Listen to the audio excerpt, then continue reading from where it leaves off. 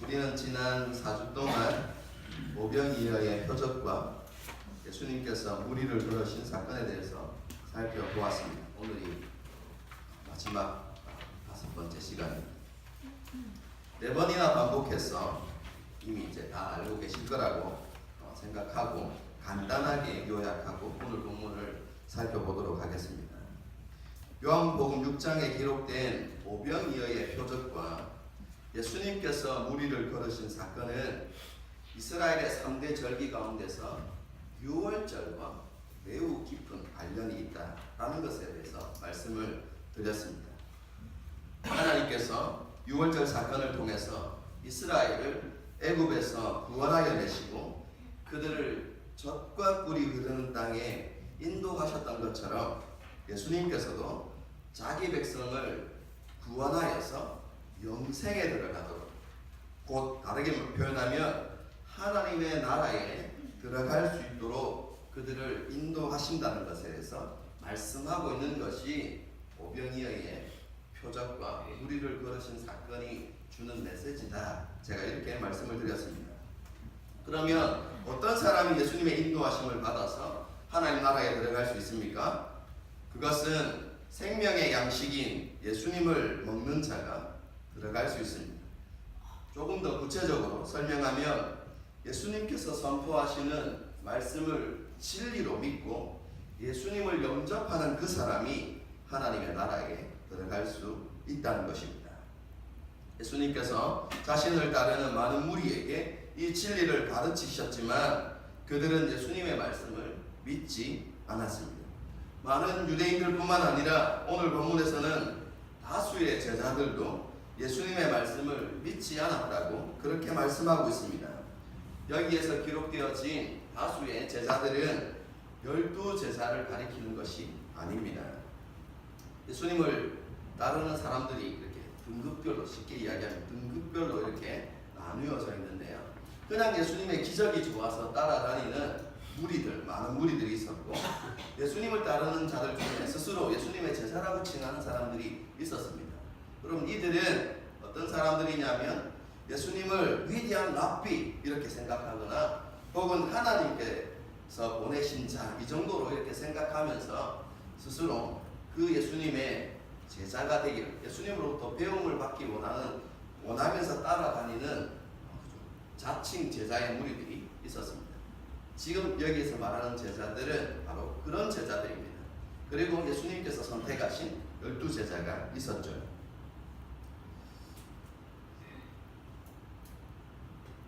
이 제자들도 예수님께서 회당에서 가르치신 말씀으로 인해서 서로 수근거리기 시작했고 또 이 말씀은 너무 어렵다 이렇게 말하는 것을 보게 됩니다. 여기에서 어렵다고 이야기하는 것은요, 말씀이 잘 이해되지 않는다는 의미가 아닙니다. 여기에서 어렵다라는 단어의 뜻은 거슬리고 반감을 품게 만들다 혹은 싫다라는 의미입니다. 그들은 예수님의 말씀에 반감이 일어났던 것입니다. 한마디로 예수님의 말씀을 인정하기 싫었던 것입니다. 왜냐하면 그들도 예수님께서 하늘로부터 오셨다는 것을 믿을 수 없었기 때문에 그렇습니다. 동시에 예수님께서 말씀하시는 하나님의 나라가 자기들이 꿈꾸고 소망했던 하나님의 나라와 달랐기 때문에 예수님을 받아들일 수가 없었던 것입니다. 예수님이 자신들이 생각하던 메시아의 모습이 아니었기 때문에 그분의 말씀을 받아들일 수가 없었던 것이죠. 이들의 생각을 아셨던 예수님께서는 자신의 말씀을 받아들이기 힘드냐고 말씀하시면서 만일 인자가 이전에 있던 곳으로 올라가는 것을 본다면 어떻게 하겠느냐라고 이렇게 질문을 던집니다. 여기에서 예수님께서 이전에 있던 곳으로 올라간다 라는 말이 무슨 말이겠습니까? 그냥 여기에서 문자적으로 보게 되어지면 예수님께서 부활하셔서 이제 어디서 오셨죠? 하나님으로부터, 하늘로부터 오셨지 않습니까? 이제 승천하는 것을 본다면 그때는 어떻게 하겠느냐 이렇게 말씀하시는 것처럼 보이지만 이 표현은 그런 의미가 아닙니다. 실제로도 예수님께서 부활하셔서 승천하는 것을 본 사람들은 많은 다수가 아닙니다. 예수님께서 선택하신 몇몇 사람들만 예수님의 부활을 보게 됩니다. 그래서 여기에서 말하는 이전 곳으로 올라간다라는 표현은 예수님께서 승천하신 것을 본다면 이란 의미가 아니라 이전 곳으로 올라간다라고 이야기하는 것은 예수님의 십자가 사건을 이야기하는 것입니다. 그 십자가의 죽음이 무엇이냐면 예수님께서 다시 이제 하늘로 올라가는 통로가 되는 것이죠. 길이 되는 것이죠. 여러분 요한복음을 보게 되어지면요, 요한복음에서는 극심한 모욕과 수치를 당하는 십자가가 예수님께서 영광을 받으시는 순간이고, 그리고 아버지 하나님과 이전에 가졌던 영광에 영광으로 돌아가는 길이라고 그렇게 가르치고 있습니다. 그러므로 61절과 62절은 이렇게 이해되어져야 합니다. 내가 하늘로부터 왔다는 것과 내가 선포하는 말씀을 진리로 믿고 나를 영접해야 하나님 나라에 들어가게 된다는 것에 대해서 너희가 의심하고 이 말이 너희에게 걸림돌이 되느냐? 그러면 내가 십자가에 달려 죽는 모습은 너희에게 더 큰 걸림돌이 되겠구나 라고 예수님께서 지금 그렇게 반문하고 계신 것입니다.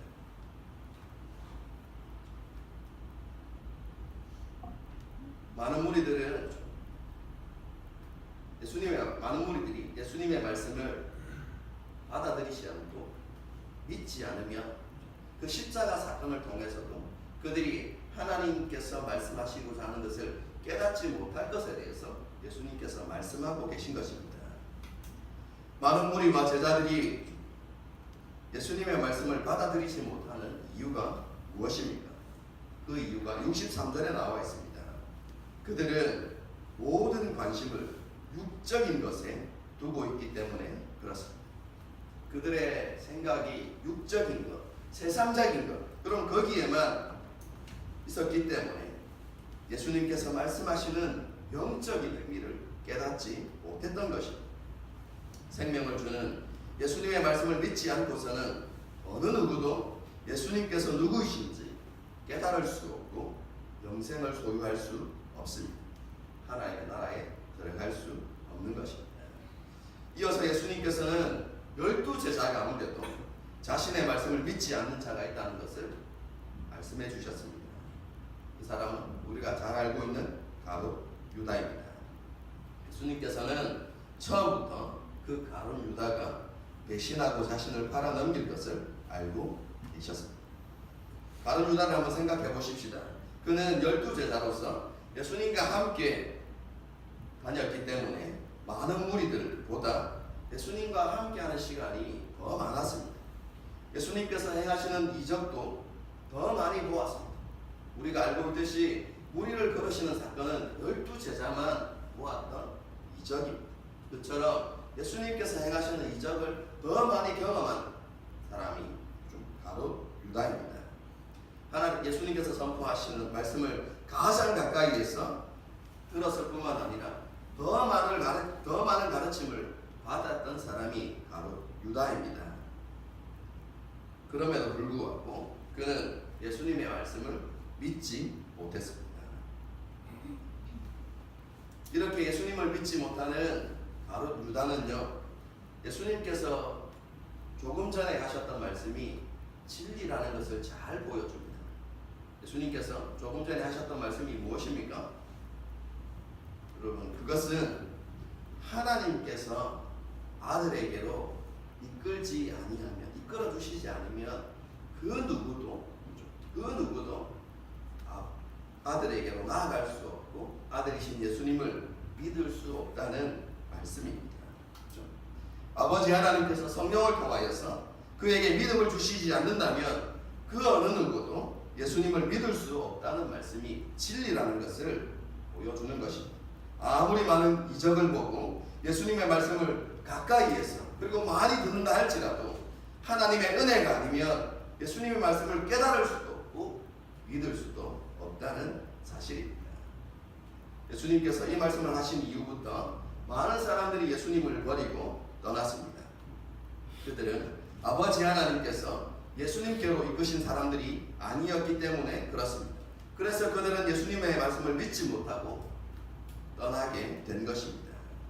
이렇게 많은 사람들이 그리고 제자들이 예수님을 떠나갈 때 예수님께서 12제자에게 너희도 가겠느냐? 라는 질문을 던지십니다. 한번 생각해 보십시다. 너희도 가겠느냐? 예수님께서 제자들이 어떻게 반응할지 모르기 때문에 이 질문을 하셨을까요?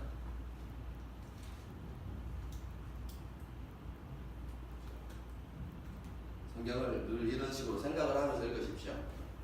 그럼 예수님께서는 조금 전에 가룟 유다의 생각과 마음을 이미 알고 계시다고 했죠. 처음부터 그가 예수님을 믿지 않았고 예수님을 팔자라는 것을 알고 계셨습니다.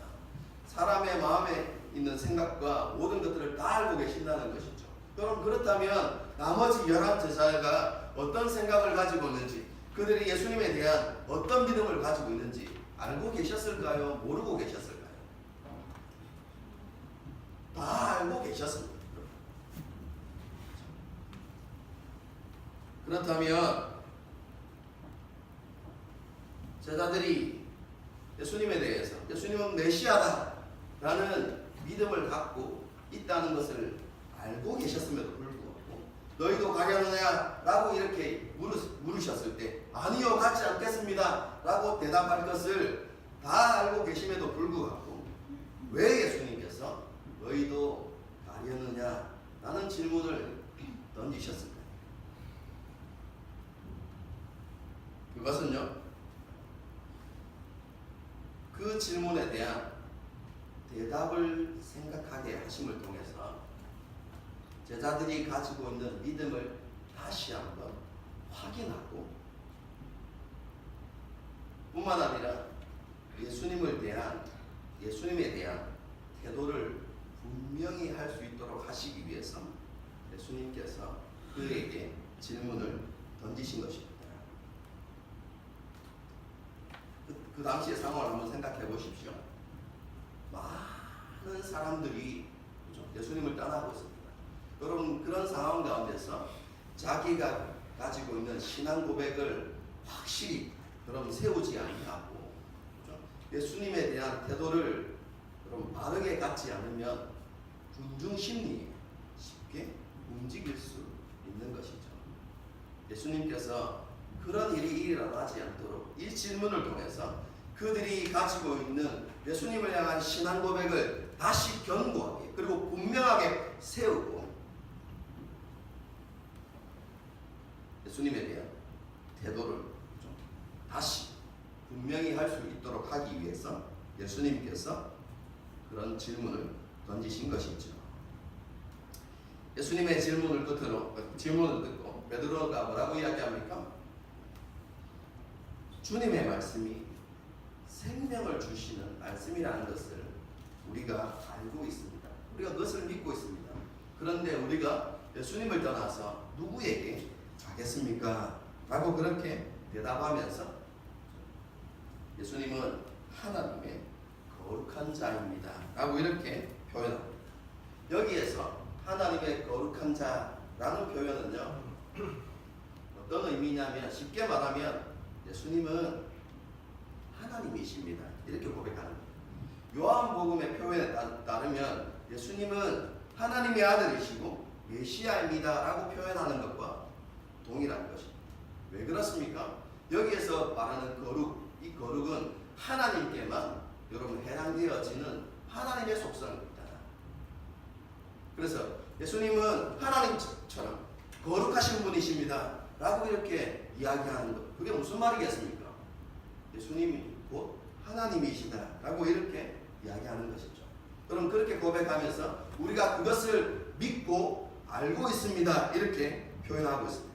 그런데 이 베드로의 표현 속에는 여러분 제자들이 그 당시에 가지고 있었던 교만이 드러나고 있습니다. 왜냐하면요, 우리가 믿고 알고 있습니다 라는 이 표현은 무엇이냐면 이런 의미입니다. 예수님께서 보여주신 우리가 표적을 보고 또 예수님께서 우리에게 가르쳐주신 말씀을 우리가 잘 연구해 보니까 예수님이 메시아라는 것을 우리가 확신할 수 있게 되었습니다. 그래서 우리가 예수님을 믿고 예수님이 그런 분이라는 것을 알고 있습니다 라고 고백하는 것이거든요. 그러므로 예수님을 따르는 저 많은 무리들과 제자들과 우리는 다른 존재입니다 라고 이렇게 이야기하는 것이 베드로의 신앙 고백입니다. 그렇죠?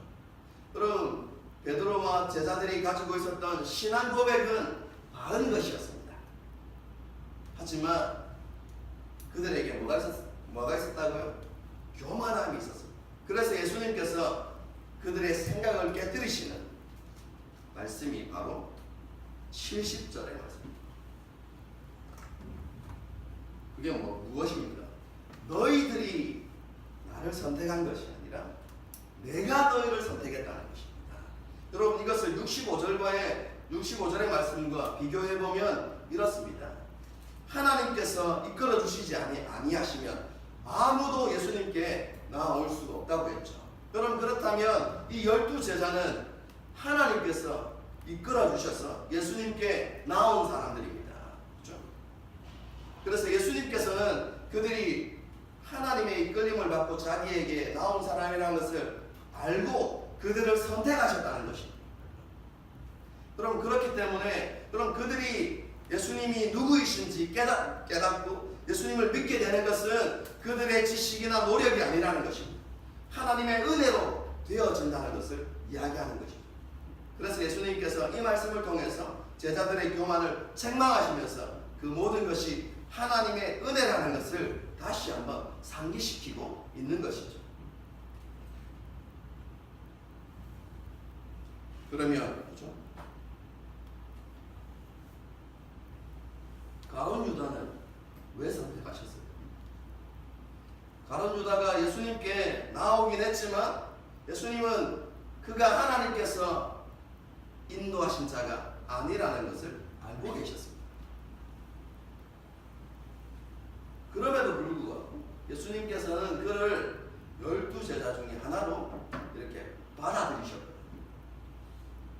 이유가 무엇이겠습니까? 그거는 시간 관계상 13장에 가게 되었으면 그 부분에 대해서 다루는 말씀이 있기 때문에 그때 다루도록 하겠습니다. 말씀을 정리하겠습니다. 예수님께서 자신이 생각하시는 메시아의 모습과 너무나 다르게 느껴지자 많은 무리와 제자들은 예수님의 말씀에 반감을 가지기 시작했습니다. 그래서 그들은 예수님의 말씀을 인정하지도 받아들이지도 않았습니다. 그런 무리들을 향하여서 예수님께서 내가 지금 너희에게 가르치는 이 말씀도 걸림돌이 된다면 내가 십자가에 죽는 것을 보게 되면 그것이 너희에게 더 큰 걸림돌이 되겠구나 라고 그렇게 말씀해 주셨습니다. 그리고 예수님의 말씀을 믿고 예수님을 영접하는 일은 사람의 지혜나 노력으로 되는 것이 아니라 오직 하나님의 은혜로 되어진다는 것을 그들에게 가르쳐 주셨습니다. 하지만 예수님을 메시아로 인정할 수 없었던 많은 무리들과 제자들은 예수님을 배반하고 떠났습니다. 그러한 상황 가운데서 예수님께서는 너희도 가려느냐 라는 질문을 통해서 12제자 자신들이 가진 신앙 고백을 그렇죠? 분명히 하고 그리고 예수님을 향한 태도를 분명히 할 수 있도록 그렇게 이끌어 주셨습니다. 예수님께서는요 오늘날을 살아가는 저와 여러분에게도 동일한 질문을 던지십니다. 우리는 포스트 모더니즘의 영향으로 인해서 절대 진리를 부정하는 세상을 살아가고 있습니다. 예수님의 말씀만이 생명이고 그 말씀을 먹어야만 하나님의 나라에 들어갈 수 있다는 진리를 이 세상은 인정하지 않습니다. 오히려 예수 그리스도 외에는 구원이 없다는 이 기독교의 진리를 가지고 기독교를 어떻다고 비판합니까? 독선적이다 라고 이렇게 비판을 합니다. 뿐만 아니라 오늘날 교회는 성적인 타락과 투명하지 못한 재정 운영과 목회자 세습과 같은 그런 문제들로 인해서 세상의 조롱과 비난을 받고 있습니다. 그래서 많은 사람들이 등을 돌리고 교회를 떠나갑니다. 특별히 젊은 세대 가운데서 여러분 교회를 떠나는 사람들이 많이 생겨나고 있습니다. 그리고 차별금지법이 통과되어지면 더 이상 기독교 진리를 여러분 담대하게 선포하지 못할 수도 있습니다. 다른 종교에 구원이 없다라고 이렇게 이야기하고 동성애가 하나님 보시기에 죄다라고 이렇게 선포하면 처벌을 받게 되어지 구속당하거나 벌금을 내야 하는 그런 상황이 오게 될지도 모릅니다. 시대가 점점 그렇게 변해가고 있습니다. 여러분 이런 상황과 시대적인 흐름 속에서 예수님께서 우리에게 이렇게 질문하고 계시는 것입니다. 너희도 가려느냐? 이렇게 질문을 던지시고 계신 것입니다. 다시 한번 그 질문에 우리가 가진 신앙 고백을 점검해 보십시오. 예수 그리스도의 복음이 절대 진리라고 확신하십니까? 예수 그리스도 외에는 구원받는 길이 없다는 것을 정말로 확신하십니까?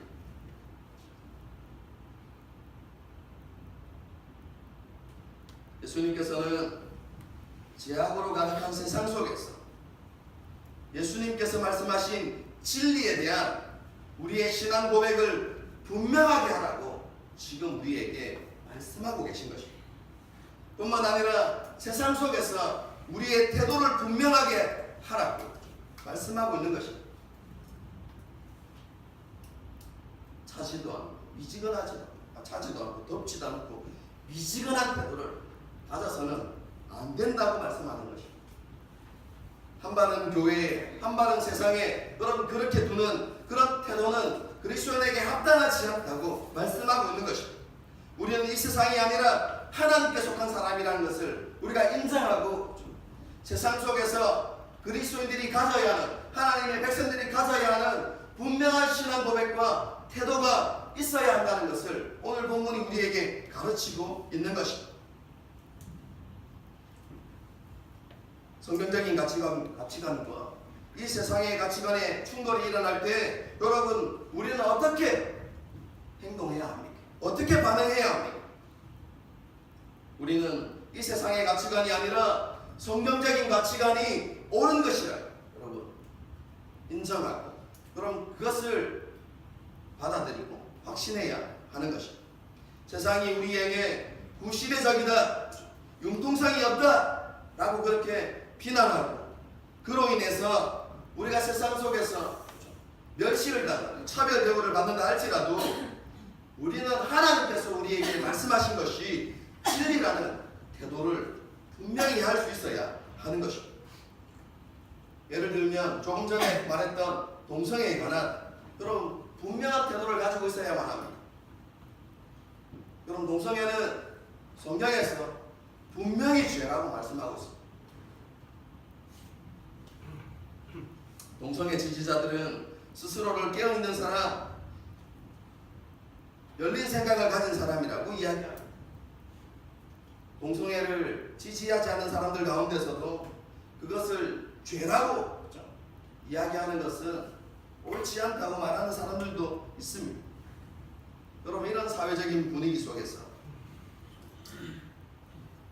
동성애를 죄라고 이야기하는 것은 우리가 꽉 막힌 사람, 융통성이 없는 사람, 깨어있지 못한 사람 여러분 이런 의식을 받을 수 있습니다. 그럼에도 불구하고 성경이 그것을 죄라고 이야기하기 때문에 우리가 세상 속에서 그것을 죄라고 이야기할 수 있어야 하는 것입니다. 여러분 로마서를 한번 읽어보십시오. 로마서 1장을 읽어보게 되어지면요, 하나님을 인정하지 않는 사람들, 그런 사람들이 자기의 욕망을 끊임없이 추구하는 그런 삶의 마지막 모습이 바로 동성애라는 것을 이야기하고 있습니다. 하나님 중심적인 삶이 아니라 자기 욕망을 따라서 살아가는 타락한 삶의 끝을 보여주는 것이 동성애라고 로마서에서 분명히 가르치고 있습니다. 우리가 예수님의 말씀이 진리라는 것을 인정하고 우리가 동성애를 죄라고 이야기하는 것에 대해서 여러분 세상 앞에서 당당할 수 있어야 하는 것이죠. 여러분 여기서 이야기할 때 여러분 동성애가 죄라고 이야기하는 것은 동성애자들을 우리가 배척해야 된다는 의미가 아닙니다. 여러분 동성애 그것 자체가 죄이지 동성애자들은요 그들도 구원받아야 할 영혼들입니다. 하나님의 말씀으로 변화되고 치유되어야 할 영혼들이지 그들을 배척해서는 안 됩니다. 하지만 동성애 그것 자체가 죄라는 것에 대해서 우리가 분명히 인식하고 있어야 하는 것이죠. 또 한 가지 예를 들어보면 혼전순결입니다. 혼전순결. 여러분 오늘날 혼전순결은요 구시대적인 유물로 취급다. 오늘날 세상 사람들은 혼전 성관계를 아무렇지 않게 생각합니다. 성에 대해서 너무나 자유분방한 생각을 가지고 살아가고 있습니다. 이런 시대적인 흐름 가운데서 그리스도는요 혼전 순결을 지켜야만 한다는 분명한 가치관을 가지고 있어야 합니다. 왜 그렇습니까? 시대가 말하는 것이 아니라 하나님의 말씀이 그것을 명령하고 있기 때문에 그런 것입니다.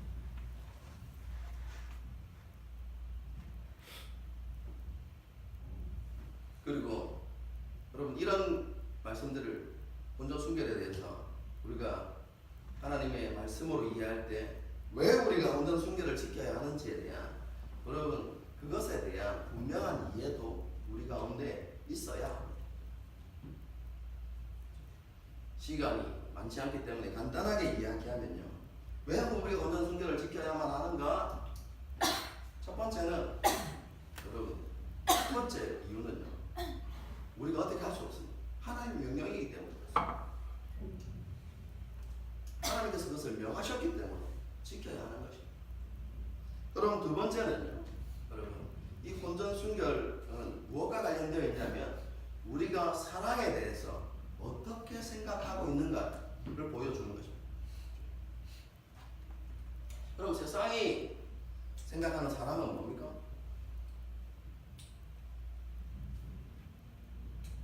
감정적인 것입니다.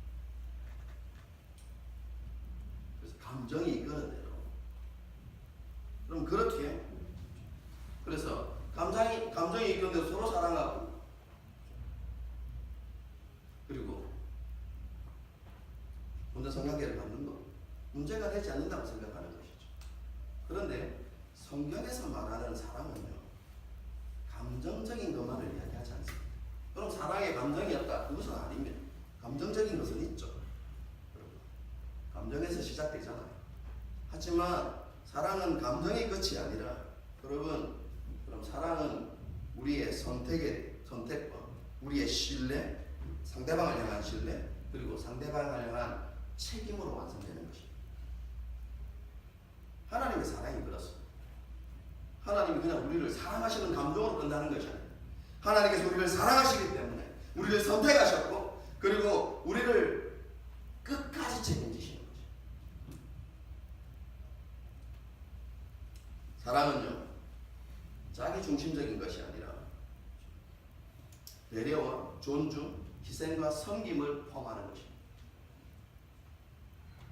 여러분 우리가 성경적인 사랑의 개념을 가지게 되어지면 그럼 쉽게 혼전 성관계를 가질 수 없습니다.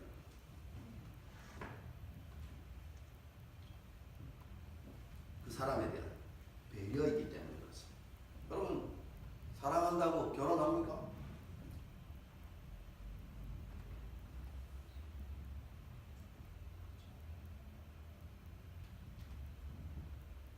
그렇지 못할 경우가 많지 않습니다.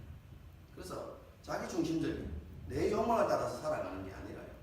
상대방을 배려하면서 그럼 상대방을 지켜줄 수 있어요. 이건 그게 사랑의 본질입니다.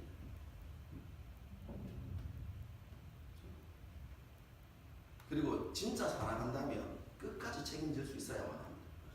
그런 부분들을 우리가 좀 생각하면서 여러분 그들이 말하는 사랑의 개념과 성경이 말하는 사랑의 개념이 다르다라는 이해를 우리가 가지고 있어야만 합니다. 또 하나는 무엇입니까? 그럼 성경적인 삶의 원리에 어긋납니다. 이것은 사랑과 밀접하게 연관되어지는데요. 그럼 그리스도인의 삶의 원리는 자기 중심적인 삶의 원리가 아니라 타인 중심의 삶을 살아가야만 합니다. 뿐만 아니라 내 욕망이 아니라 하나님의 주권에 순종하는 삶을 살아가야 하는 것이죠. 그런데 본전 성관계는 이러한 성경적인 삶의 원리와 정면으로 충돌되어집니다. 자기 욕망을 추구하는 것이고, 그렇죠? 그리고 하나님의 주권을 인정하지 않는, 타인을 배려하지 않는 자기 중심적인 삶의 원리이기 때문에 그것은 성경적으로 합당하지 않습니다. 네 번째는요, 약자 보호의 원리, 성경적인 원리 중에 하나가 약자 보호의 원리인데요. 그렇죠? 그럼 성관계에 있어서 항상 약자는 남자가 아니라 여자입니다. 여러분 육체적인 흔적이 남는 것도, 사회적인 편견에 의해서 그렇죠? 비난을 받는 것도, 혹은 마음에 상처가 남는 것도 여자가 더 큽니다. 그렇지 않습니까? 그럼 성경은요 항상 약자 보호의 원리에 의해서 여러분 그리스도인들이 삶을 살아가야 한다는 것에 대해서 이야기하고 있어요. 여러분 그렇다면 여자에게 이런 약점들이 있다면, 본전 성관계에 있어서 이런 여자에게 이런 약점들이 있다면 여자를 보호하고 지켜야 할 의무가 여러분 남자에게 있는 것이죠. 여전히 아무리 여성의 권위가 좀 상승해가지고 여자들이 상위에서 밥을 먹는 시대가 되었지만, 그죠? 그럼에도 불구하고 성관계에 있어서만큼은 여러분 여자가 약자예요.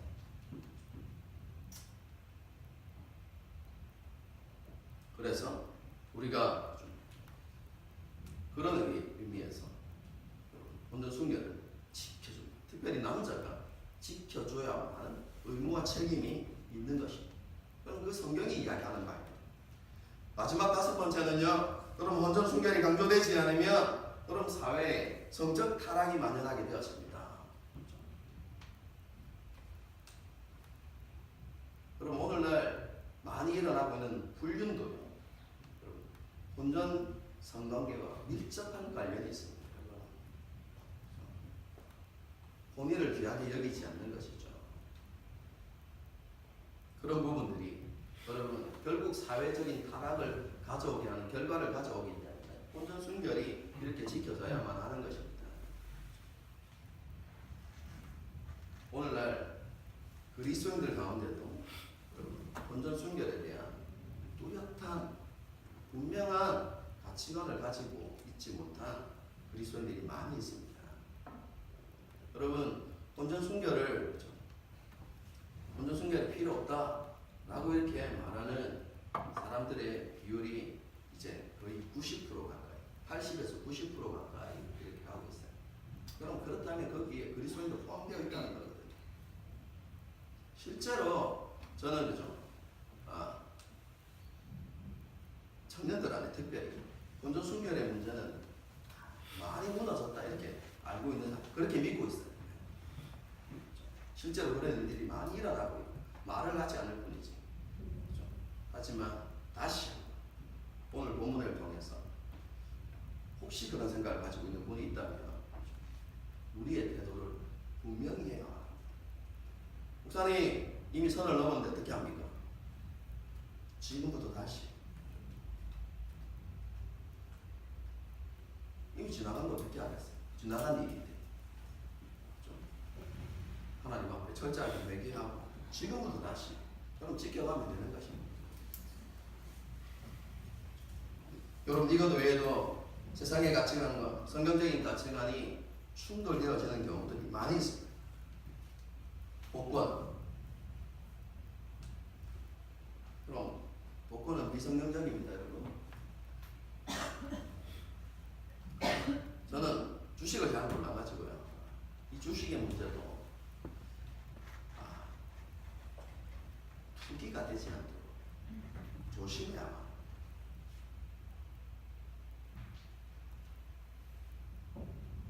집을 사고 파는 거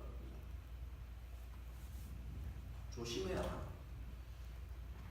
옛날에 이 문제 가지고 한참 열배를 토하면서 저한테 질문을 던졌던 사람이 있는데요. 떴다가 어떻게 해요?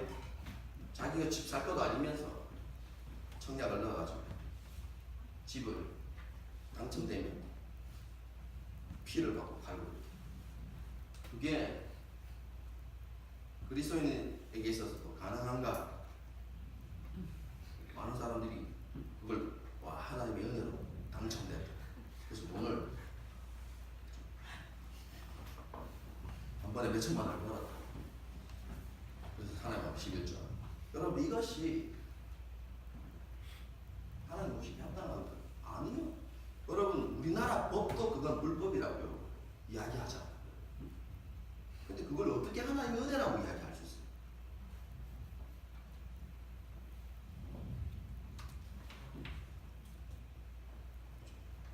이런 부분에 있어서 우리가 여러분 영적인 분별력을 가지고, 여러분 우리가 바른 가치관을 가지고 바르게 여러분 생각할 수 있어요. 분별할 수 있어야만 하는 것이죠.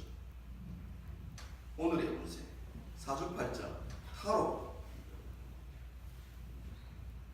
참 재미로 볼 수 있지 않습니까? 아니요, 재미로도 본다면 하나님 보시기 합당하지 않습니다.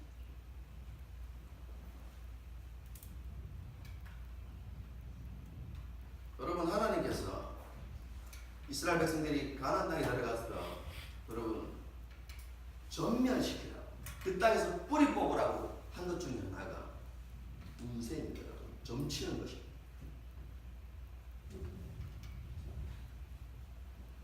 여러분, 이런 것들, 그렇죠?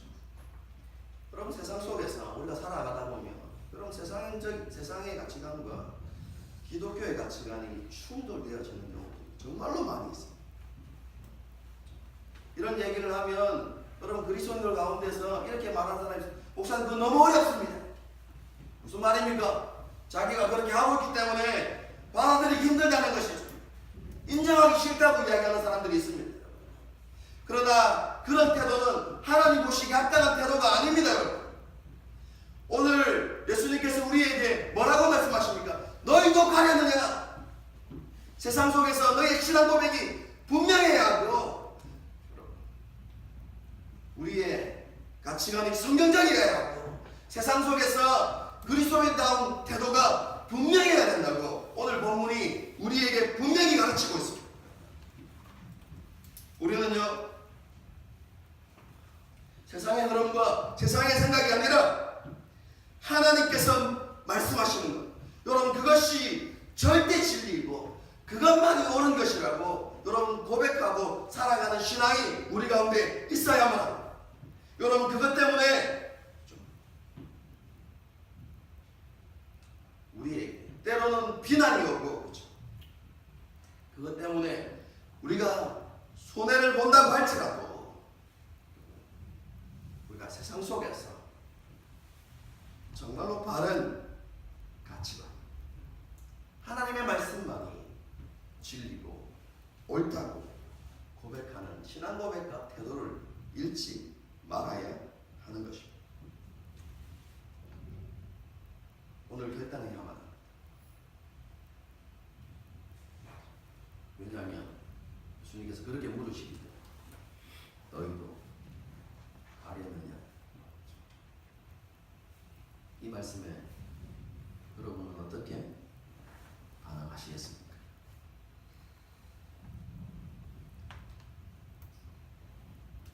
여러분의 신앙 고백이 결단이 이렇게 되기를 원합니다. 아무도 예배하지 않는 이 찬양으로 마지막에 이 찬양 하나님께 올려드리고